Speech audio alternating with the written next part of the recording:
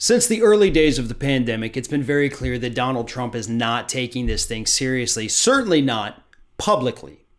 But over the past few weeks here, we have seen a bit of a shift. Now, it does still appear that the man is not taking this thing as seriously as it should be taken. He has changed his tune a little bit, and he's changed his actions. We have been able to see him now actually wearing a face mask in public. That was something he swore he would never do, didn't want to give the press the satisfaction, they had said. But he's doing it now, and he's encouraging others to wear masks. The question is, what changed? Aside from his poll numbers going even lower.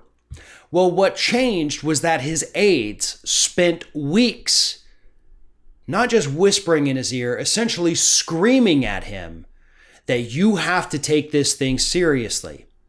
And when those pleas didn't work, they added a little clause to that. You have to take this thing seriously because it's now affecting our people. Our people. Our people, of course, being Republicans. That's what his aides suddenly started to scream about. And that apparently is the thing, according to a new report from the Washington Post this week, that got Donald Trump to finally start taking this pandemic a little bit seriously. Let me read this passage from this article. In the past couple of weeks, senior advisors began presenting Trump with maps and data showing spikes in coronavirus cases among our people in Republican states, a senior administration official said. They also shared projections predicting the virus surges could soon hit politically important states in the Midwest, including Michigan, Minnesota, and Wisconsin, according to this White House official. So the death and destruction that we had seen in New York and California and other Northwest states, other Northeast states, the Eastern Seaboard, it was okay for Trump. He didn't care about that. But as soon as that virus started hitting us down here in the South, in Georgia, Alabama, Mississippi, Louisiana, Texas, and Florida, of course, as soon as those numbers started spiking, they pulled out the maps and showed him areas of, see this right here? This is a Republican spot. This is the villages down in Florida.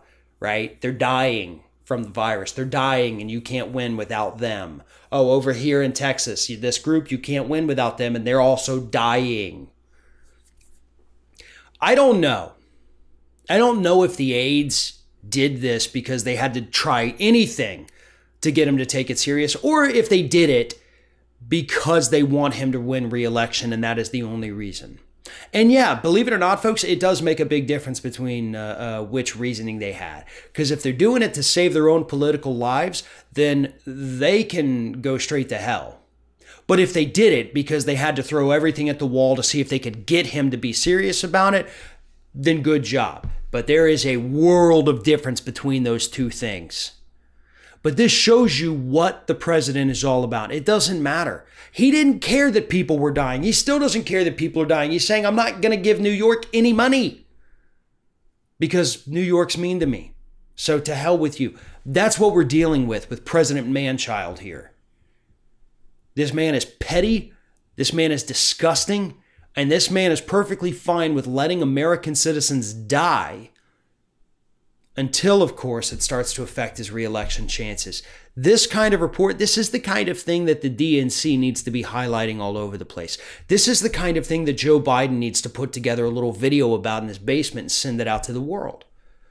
This is the kind of thing that the people need to know about. They need to understand why Trump is the way he is and the reason he does things. Because it is never because of his altruism. That doesn't exist within him. Every single thing this man does is to save himself, to protect himself, or to enrich himself. And that is exactly why over the past few weeks, just as the virus started hitting Republicans, that's why this man finally started to take it at least a little bit more seriously than he had been.